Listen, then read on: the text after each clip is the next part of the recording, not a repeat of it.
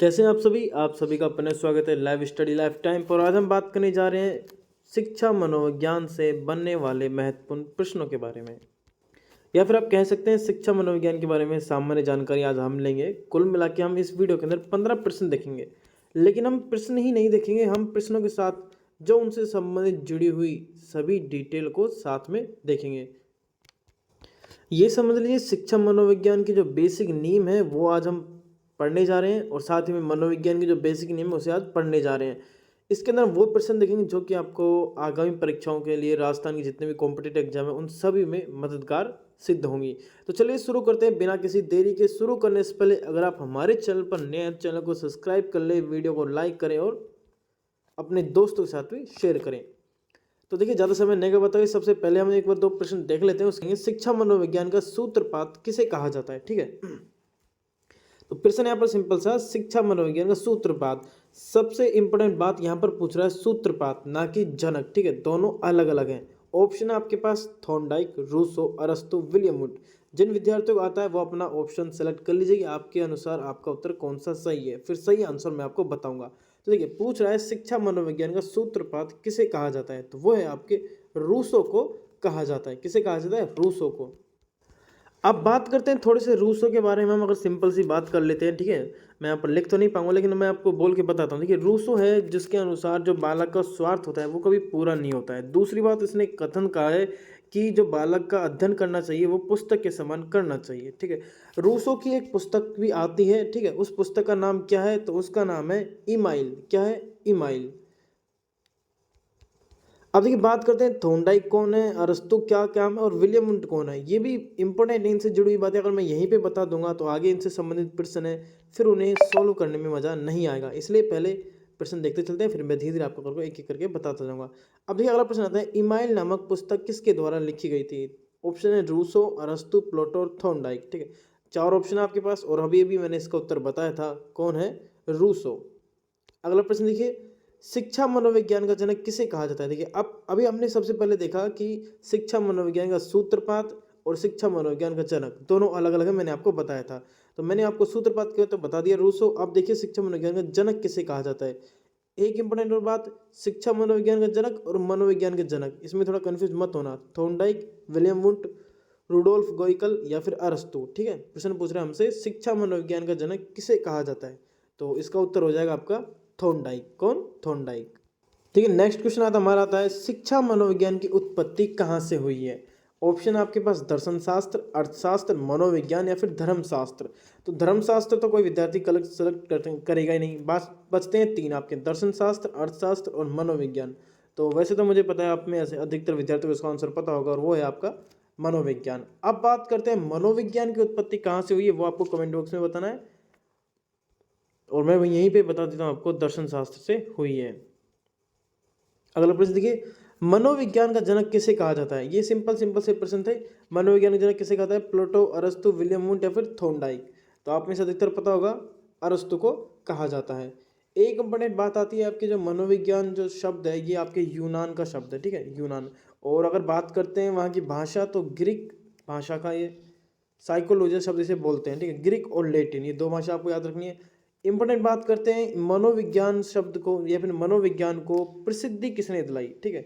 जनक यहाँ पर हमने देख लिया अरस्तु, लेकिन प्रसिद्ध दिलाती है इसे प्लूटो और अरस्तु, ठीक है। प्लूटो का शिष्य था अरस्तु, इन दोनों के द्वारा इसे प्रसिद्धि मिलती है। ये आपको बात ध्यान में रखनी है। चलिए अगले प्रश्न की ओर चलते हैं। एक बात आपको ध्यान रखनी है यहाँ पर विलियम वुड के बारे में, ठीक है। कौन? William would. तो विलियम वुड कौन है? यहाँ पर हमने देखा मनोविज्ञान के जनक तो हैं, एक सेकेंड, मनोविज्ञान के जनक अरस्तु। तो विलियम वुड कौन है? तो विलियम वुड है आपके आधुनिक मनोविज्ञान के जनक। इसको आपको नोट कर लेना है बुक में या फिर कहीं भी। आधुनिक मनोविज्ञान के जनक किसे कहा गया है? विलियम वुड को। और मनोविज्ञान का जनक पूछे तो अरस्तु, आधुनिक मनोविज्ञान का जनक पूछे तो विलियम वुड। इन बातों का आपको ध्यान में रखना है, इनमें कंफ्यूज नहीं होना है। आधुनिक समय में मनोविज्ञान शब्द का प्रयोग कब किया गया? ये प्रश्न भी अच्छा है। देखिए ऑप्शन आपके पास 1592, 1590, 1879 या फिर 1890। तो इसका सही उत्तर है आपका 1590 में। अब जानते हैं किसने किया गया था? तो रूडोल्फ गोइकल के द्वारा इस शब्द का प्रयोग किया गया था किस में किया गया था? उसकी एक बुक थी जिसका नाम है साइकोलॉजिया। लिख लीजिए आप उस बुक का नाम, साइकोलॉजिया। ठीक है, ये आपको नाम ध्यान रखना है, साइकोलॉजिया। किसकी बुक है ये? रूडोल्फ गोइकल। ठीक है, उसका नाम भी लिख लीजिए आप, रूडोल्फ, याद हो जाना चाहिए आपको यहीं पर, रूडोल्फ गोइलक। ठीक है, तो आई होप आप सभी को याद हो गया होगा कि आधुनिक समय में मनोविज्ञान शब्द का सर्वप्रथम प्रयोग किसने किया था? रूडोल्फ गोइकल ने। कब किया था? 1590 में। कहाँ किया था? उसकी बुक साइकोलॉजिया के अंदर। चलिए नेक्स्ट प्रश्न की ओर चलते हैं। निम्न में से आत्मा का विज्ञान के समर्थक कौन कौन है? ये प्रश्न आपको महत्वपूर्ण ध्यान रखने। देखिए आप देखिए ऑप्शन आपके पास चार है यहाँ पर, अरस्तु, प्लेटो, रास या फिर देकार्त। पूछ रहा है कि मनोविज्ञान को आत्मा का विज्ञान कहने वाले जो थे वो कौन कौन से थे, यानी उनका आत्मा का विज्ञान का समर्थन कौन कौन करते थे। सॉरी, प्रश्न पूछ रहा है नहीं करते थे। ठीक है, ऑप्शन में पूछ रहा है नहीं करते थे। ठीक है, अरस्तु, प्लेटो, रास या फिर देकार्त। हाँ, यहाँ पर आपको विशेष तौर पर ध्यान रखना है, क्या पूछ रहा है? नहीं करते थे। ठीक है, तो देखिए सबसे पहला ऑप्शन है अरस्तु, तो अरस्तु इसका समर्थन करता है, सभी को पता है। प्लेटो भी करता है और देकार्त भी करता है, तो रोस ये नहीं करता। अब एक प्रश्न और बनता है आपके कि आत्मा का जो विज्ञान है उसके आलोचक कौन है? तो आलोचक यही है, रोस। ठीक है, ये आपको ध्यान रखना है। इसका सही उत्तर तो क्या होगा? रोस। ठीक है, और यही इसके आलोचक भी हैं। अगला प्रश्न आता है हमारा, पोम्पोनोजी किसके समर्थक थे? प्रश्न भी अच्छा है और पोम्पोनोजी के बारे में भी पहले प्रश्न पूछा जा चुका है। पूछ रहा है पोम्पोनोजी किसके समर्थक थे? आपके आत्मा के विज्ञान, मन व मस्तिष्क के, चेतना के या फिर व्यवहार के। ठीक है, चार चलते हैं आपके, इसके बारे में आगे डिटेल से बता दूंगा। ठीक है, तो फिलहाल यहाँ पे पूछ रहा है पोम्पोनोजी किसके समर्थक थे, तो इसका उत्तर हो जाएगा आपका मन व मस्तिष्क के समर्थक थे। किसके? मन व मस्तिष्क के। अब थोड़ी सी अपन पोम्पोनोजी के बारे में थोड़ी सी बातचीत कर लेते हैं कि आखिर पोम्पोनोजी कौन था। देखिए सबसे पहले बात आती है, पोम्पोनोजी ने मनोविज्ञान को मन व मस्तिष्क का विज्ञान कहा है या फिर इसका समर्थन किया है, आप इसे कह सकते हैं। दरअसल बात करते हैं आपके, पोम्पोनोजी इटली का निवासी था। कहाँ का? इटली में वेनिस शहर, ये आपको ध्यान रखना है, वेनिस शहर का निवासी था। ये प्रश्न पूछा जा चुका है, इसलिए आपको इस बात को ध्यान में रखना है। सेकंड बात आपको जो ध्यान में रखनी है पोम्पोनोजी की, सेकंड बात जो है वो ये है कि ये एकमात्र ऐसा मनोवैज्ञानिक है जो दार्शनिक भी है और मनोवैज्ञानिक भी है। क्या है ये? दार्शनिक भी है और मनोवैज्ञानिक भी है। ये एक ऐसा मात्र मनोवैज्ञानिक है जो दार्शनिक और मनोवैज्ञानिक है। कौन है? पोम्पोनोजी। ये आपको बात यहाँ पर ध्यान में रखनी है। अब देखिए बात करते हैं आपके जो मन व मस्तिष्क के जो समर्थक करता है वो कौन कौन है, ये भी यहीं पर हम देख लेते हैं, क्योंकि मैं चाहता हूँ कि हर एक प्रश्न में आपको डिटेल पता लग जाए। तो एक तो आपका पोम्पोनोजी हो ही गया, दूसरा का नाम है जॉन लॉक। क्या नाम है? जॉन लॉक, ये आपको नाम लिख लेना है। दूसरे जो थर्ड है वो आपके लिविजन। क्या नाम है? लिविजन। दो नाम यहाँ पर हो गए, पोम्पोनोजी, जॉन लॉक और लिविजन। नेक्स्ट जो आते हैं वो आपके हैं बर्नार्ड और थॉमसन। क्या क्या नाम है?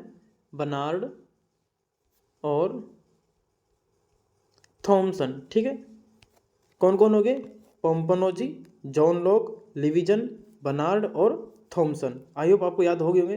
प्रश्न बनतेगा कि मन व मस्तिष्क के समर्थक कौन कौन है, तो वो है आपके पोम्पोनोजी, जॉन लॉक, लिविजन, बर्नार्ड और थॉमसन। एक बात आपको यहाँ पर ध्यान रखनी है, जो आत्मा का विज्ञान है वो आपके 16वीं सदी में है। ठीक है, जो आपका मन व मस्तिष्क का विज्ञान है वो 17वीं सदी में, और जो आपके चेतना का विज्ञान है वो 19वीं, 18 को यहाँ पर ऐड मत करना, और व्यवहार का जो 20वीं। ठीक है, 20वीं शताब्दी।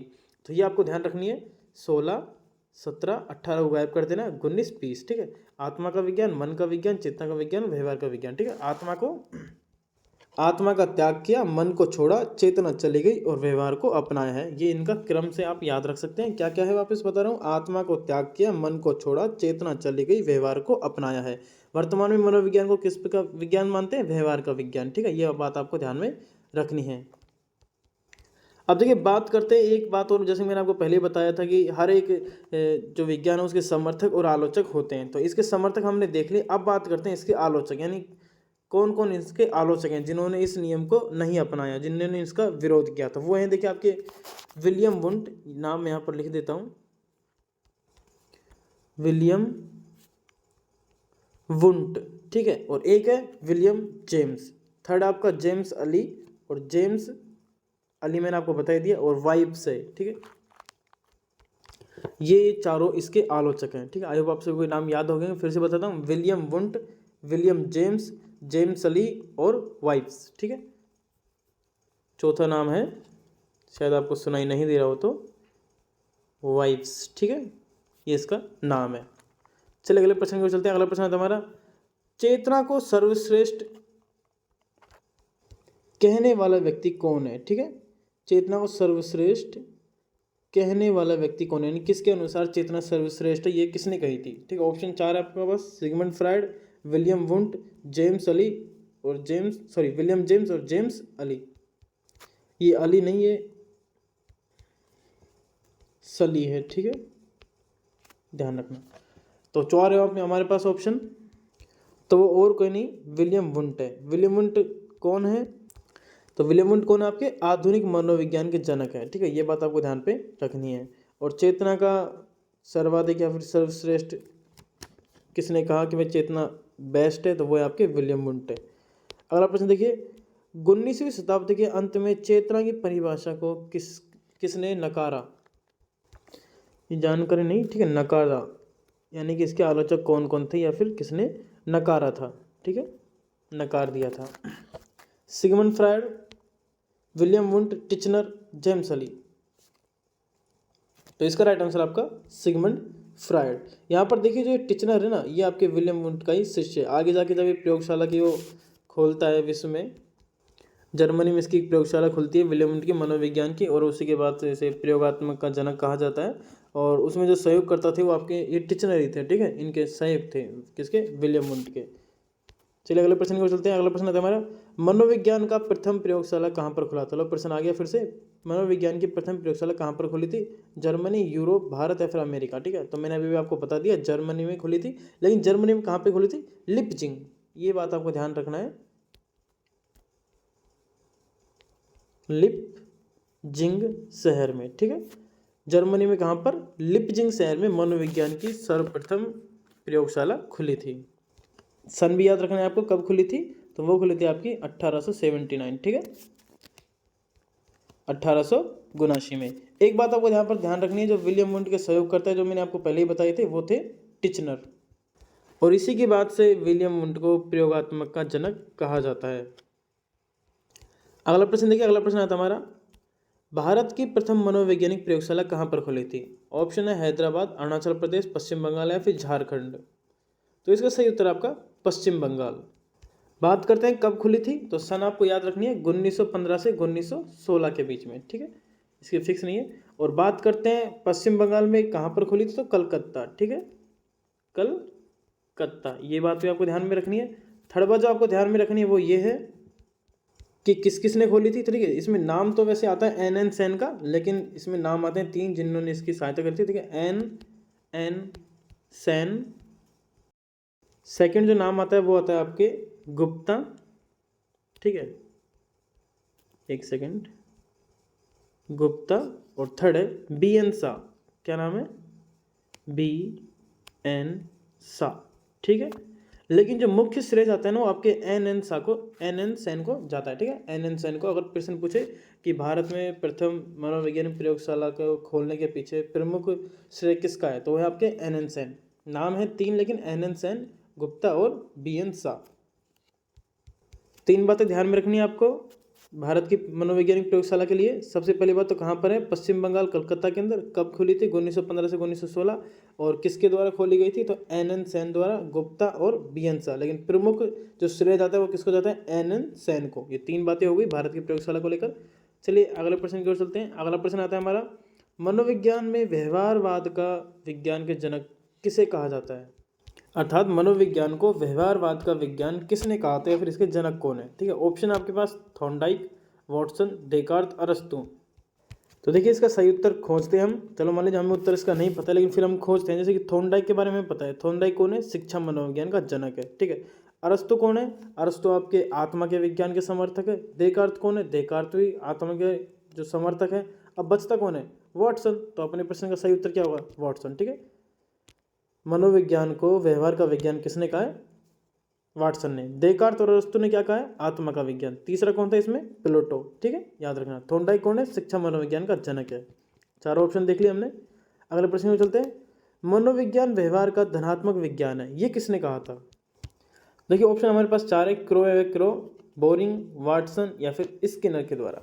तो ये कहा था आपके वॉटसन ने, ठीक है। किसने कहा था? वॉटसन ने। वॉटसन के अनुसार 3-4 बातें आती हैं, जैसे कि तुम मुझे कोई बालक दे दो, मैं उसे जैसा चाहूँगा वैसा बना दूंगा। दूसरी बात वो कहते हैं कि मनोविज्ञान ही व्यवहार का निश्चित विज्ञान है। दूसरे वो बोलते हैं, थर्ड बात वो बोलते हैं कि मनोविज्ञान व्यवहार का धनात्मक विज्ञान है, जो कि हमने अभी यहाँ पर प्रश्न देखा है। थर्ड आता है आपके प्रश्न भी बनता है, इसका मैंने प्रश्न भी बना रखा है कि मनोविज्ञान व्यवहार का शुद्ध व विशुद्ध विज्ञान है, ठीक है। ये बात आपको ध्यान रखनी है। लेकिन ये कथन 2 लोगों का है। जेम्स ट्रेवर के अनुसार भी मनोविज्ञान व्यवहार का शुद्ध व विशुद्ध विज्ञान है। लेकिन सर प्रश्न आ जाए परीक्षा में कि किसके अनुसार मनोविज्ञान व्यवहार का शुद्ध व विशुद्ध विज्ञान है, तो हम किसको चुनेंगे? ऑप्शन में अगर जेम्स ड्रेवर भी है और वाटसन भी है, तो पहले हम किसको चुनेंगे? तो देखिए जेम्स ड्रेवर को आप ड्राइवर समझिए, ड्राइवर बाद में आएगा, पहले वाटसन आएगा, मालिक आएगा, ठीक है। जेम्स ड्रेवर को सेकंड पे रखना है, वाटसन को फर्स्ट प्रायोरिटी देनी है। शुद्ध विशुद्ध विज्ञान, ठीक है, मनोविज्ञान व्यवहार का। देखिए अगला प्रश्न है हमारा, मनोविज्ञान को संज्ञानात्मक व्यवहार का अध्ययन किसने कहा था?